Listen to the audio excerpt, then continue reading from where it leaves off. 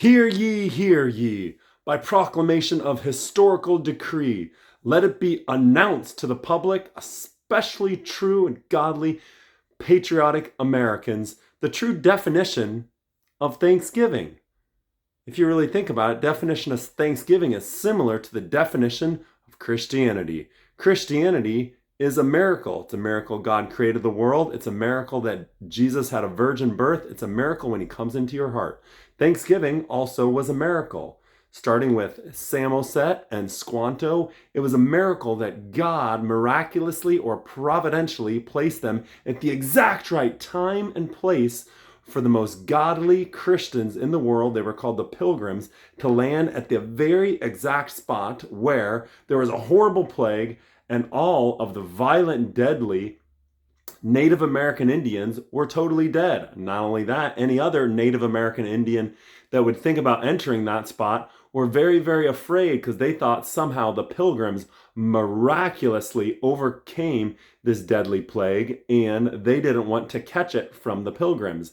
Therefore, because of that, none of these Native American Indians attacked the Pilgrims, and they came over not for business reasons, what other people came over for instance, Jamestown or others like that. No. They came over to start a new Israel, like Canaan or the Promised Land. Literally, like Ronald Reagan said, we will be like a city set upon a hill for all men to see us. And if it weren't for Samoset and Squanto teaching the Pilgrims how to do simple things like put fish underneath corn and other things, instead of around 50%, maybe around 100%, maybe they all would have died. Imagine what a difference the world would be without a Christian America. The world would be a very, very different place. Back up even farther than that. Well, there was the Spanish Armada.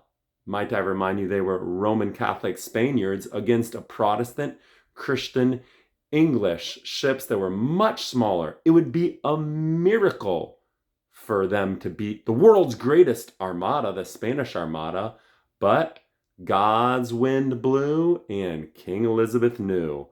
That was the poem they put, and they minted it on a coin because the Christian Protestants in England knew it was a miracle. They beat the Spanish Armada, and if the Spanish Armada, the Roman Catholics, won, well, we would probably all be speaking Spanish, and we'd be a Roman Catholic colony, and the world would be a horribly and completely different place. But the story of Thanksgiving is a story of miracles. The story of the miracle of a Christian, not the founding fathers, but the Christian Pilgrims, which is pre-founding fathers.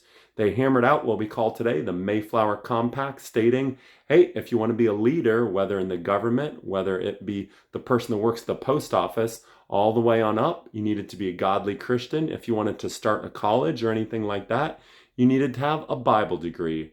Why do you think we started with such a good and godly Christian foundation? And these are some of the beginnings of the reasons why we did. Of course, you can find out a lot more at places like wallbuilders.org where David Barton so eloquently teaches us about this kind of things. But needless to say, I'll leave you with that for today. I'll see you tomorrow, same time, same place. But remember, when you celebrate Thanksgiving, it's a celebration of the miracle of Squanto and the original Christian founding forefathers called the Pilgrims. You have to visit Plymouth Rock to find out the rest of the story.